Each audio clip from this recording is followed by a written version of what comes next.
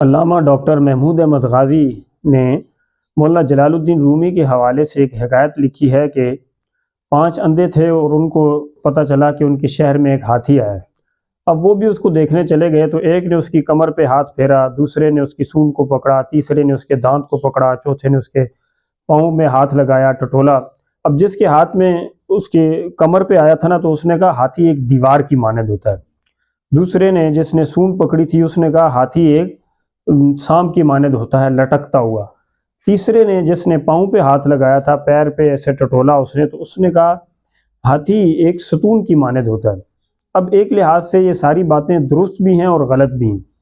تو تقریباً یہی حال آج کل اسلامی تعلیمات کے بارے میں بھی ہے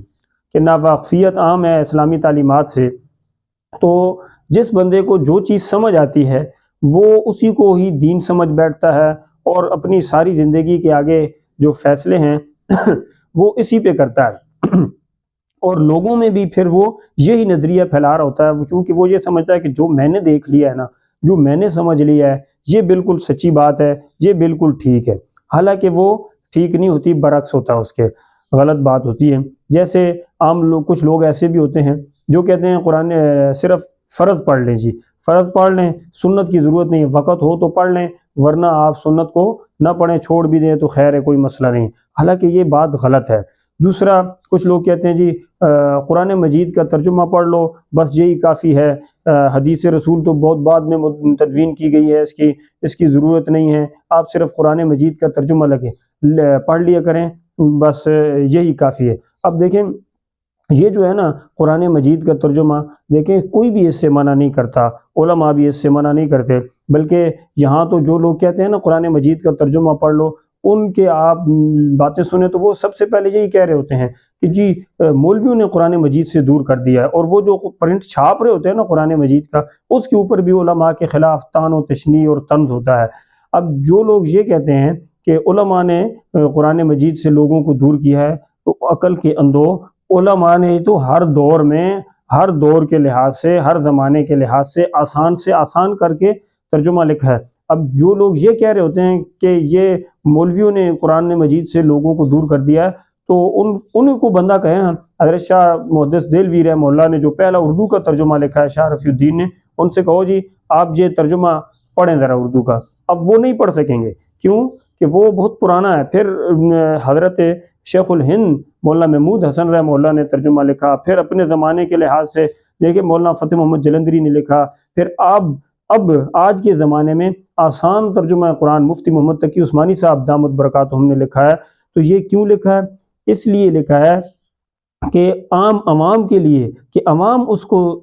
پڑھے۔ اب جو لوگ یہ کہتے ہیں کہ قرآن مجید کا ترجمہ پڑھ لو، بس یہی کافی ہے، اس سے زیادہ کی ضرورت نہیں ہے، دیکھیں علماء کہتے ہیں سب سے پہلے قرآن مجید کا آپ کیا کریں،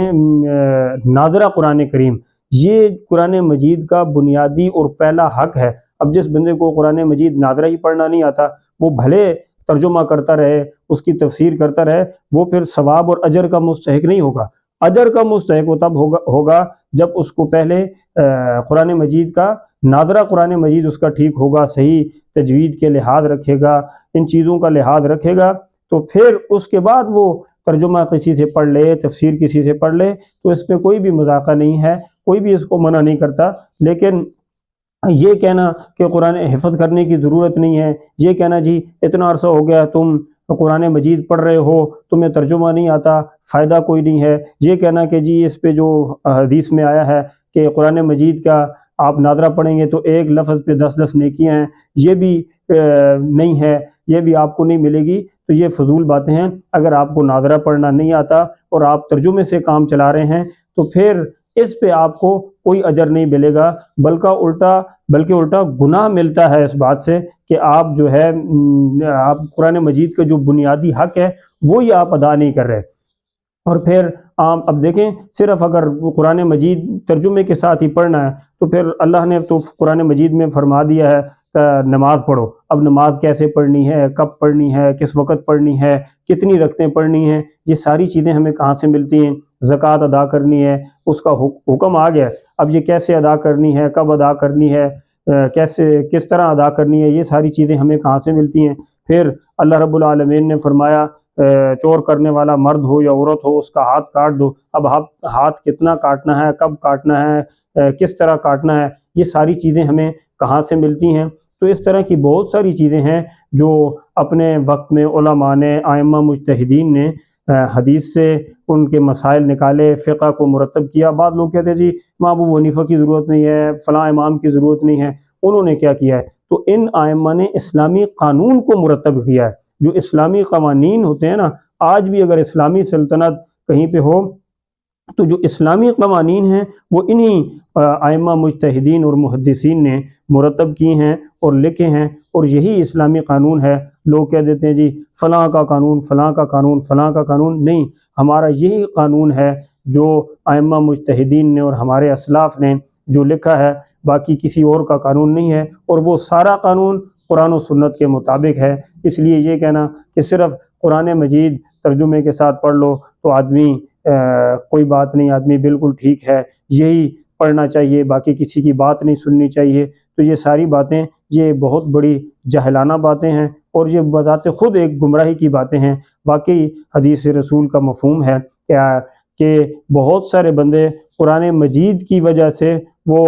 بلند بھی ہو جاتے ہیں، اور بہت سارے بندے قرآن مجید کی وجہ سے گمراہی کا شکار ہو جاتے ہیں۔ جیسے خوارج نے نعرہ لگایا تھا، وہ بھی یہی کہتے تھے قرآن مجید بعد میں کچھ نہیں، تو آج خوارج کے طرز کے کچھ لوگ وہ بھی یہی کہہ رہے ہوتے ہیں کہ قرآن مجید پڑھ لو، باقی کسی چیز کی ضرورت نہیں۔ اللہ تمام ان فتنوں سے، اللہ رب العالمین ہم سب مسلمانوں کو محفوظ فرمائے۔